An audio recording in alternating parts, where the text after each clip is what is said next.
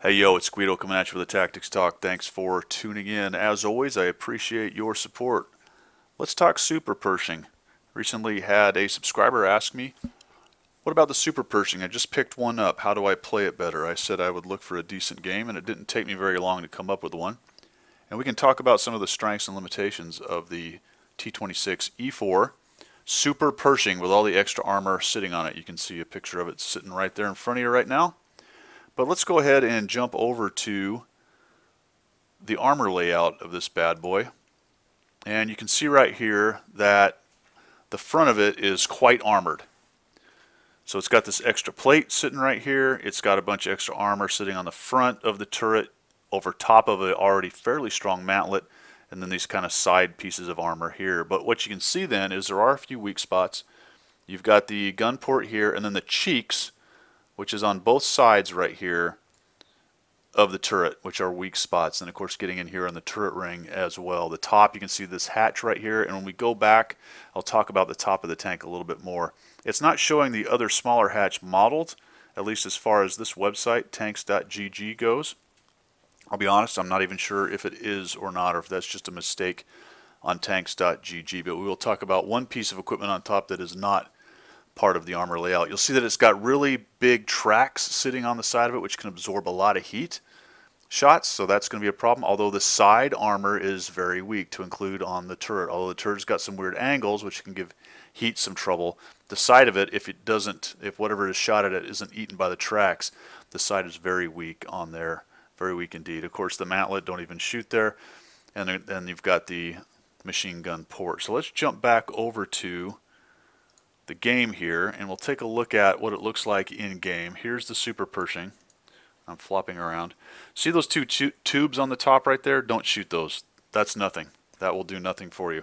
There's the hatch right behind the tubes that seems to be modeled, and that one on the right, unsure. You can see that the machine gun port is pretty small, and then now we're looking on the side on the cheeks underneath, which is where most people are going to try to shoot you right there if they can't get to your side. And we'll talk a little bit about that as we go. Let's get started.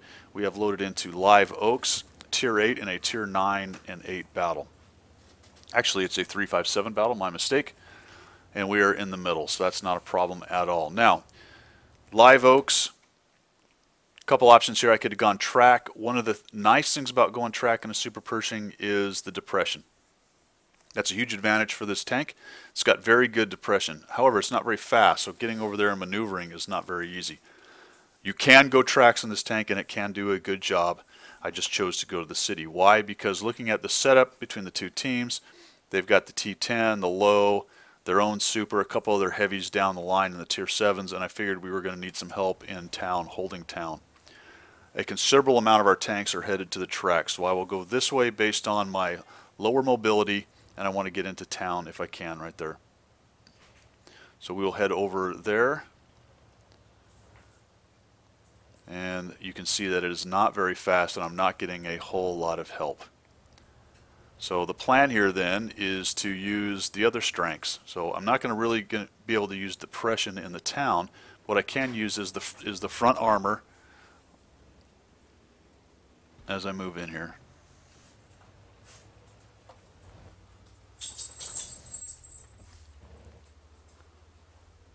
So that guy's going to get me spotted. And you'll notice as I come down here, I'm going to take a hit in the side, because a TD is either up on their sniping spot and got a clear field of view, or he's actually driven up into those buildings over there. So side armor, obviously a problem for the Super Pershing. I take a hit right in it, whether it was my turret or side. Can't really see where I got hit, but that's going to go through. Virtually anything will pin you on your side. So I'm going to try to bring my front armor into what's showing up, but I get that T10 immediately. I've got the T43 in the buildings, so I need to run over here and put some of these buildings between me and them to protect my side. The problem with these buildings is they're destructible, and every time I knock one down, it's a little less cover. So T43, now he snaps me right there, and it looks like he actually got lucky. Yep, see that hole right there on that turret cheek? That's what you need to try to avoid.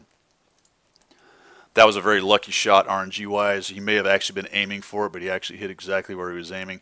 One of the ways to minimize them being able to hit you there is to continue to move, because it is a fairly small target. If you stay stationary, they're going to have a much easier time. You'll see that as soon as I fire, I'm going to move. And I'm going to do this quite a bit with the Super Pershing, kind of the rocking back and forth and moving.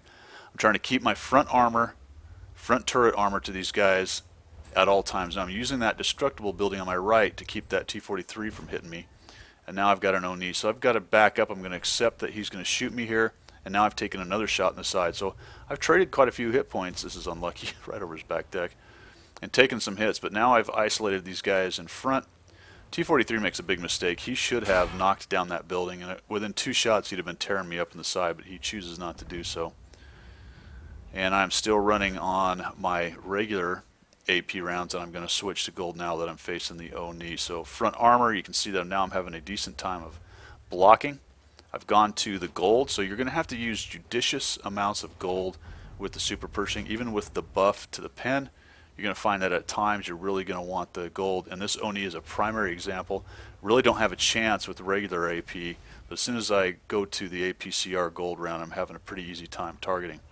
Now, the other thing I mentioned earlier is that you're going to use the strengths of the Super Pershing, and so it is running basically as a heavy with heavy armor in the front, at the speed and armor of a heavy, but it has the rate of fire of a medium. And while its DPM isn't amazing, it can fire very quickly or relatively quickly for a tier 8 tank that's acting like a heavy. And while you're not dropping 300 or 400 damage, it has a decent amount of kick to keep people at bay. And you'll see that now I am just absorbing shots, and I have clogged up this whole corner. It's me and a T-95 and a bunch of campers in the back. Obviously they're doing work back there too.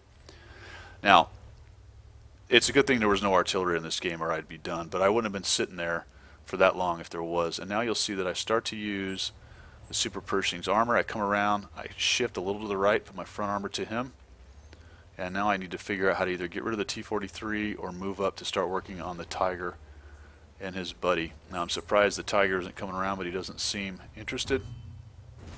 Pop a shot in him, and unfortunately I forget that Oni's there and run into him. I'm trying to back up. What I really want to do is get around this building right behind me and to the left. Just keep working on the T-43. And you'll notice there it fires probably almost as fast as far as loading as that T-43. So I am ready for when he pops out. And you need to leverage that on the Super Pershing. Now you see me come up here, and I'll shift my front armor towards this Tiger. So I'm not going to come around sideways. I always want to keep that front armor, and if it's angled, even better. You do have to watch out though with the Super Pershing. If I come around that corner and I push my front sprocket out, because the tracks really don't have any protection right there, you can easily get pinned. I make a mistake here. I should have shot him on the back deck, but I actually hit him in the turret, but he gets nuked by the T-95. And now the JP, and again, rocking back and forth, trying to minimize my exposure. I get a hit, and he actually hits my track. And I'll fix it because I know the JPs reload pretty quickly. He decides to try to run, but eats another shot. And there's the T-43, who for some reason has forgotten about me. And we'll take him down. So using the Tiger 1 as armor, using my armor, and now I'm pushing in on these guys. And you'll notice the whole time I was rocking back and forth, I was shifting to keep an angled front profile to the enemy. And the more I moved around, the less easy, is that really a term? The harder it was for them to shoot into that cheek. Now if you sit there with a Super, I don't get any more damage on this as I push in, they die to the rest of the guys. If you sit there with a Super and try to aim in and don't move around a little bit, you're going to find guys sniping your hatches and sniping your cheeks right there. So keep it moving. Those big tracks, like I said, will eat heat all day long. The rest of the armor profile is pretty good if you can avoid letting them get into the weak spots. And there's a decent example of how to use the Super Pershing like a heavy with some medium type DPM and rate of fire, and it's a really good tank. Judicious use of gold will get you through most scraps like that. I hope you learned something. Make sure you subscribe if you like what you see, and otherwise we will see you.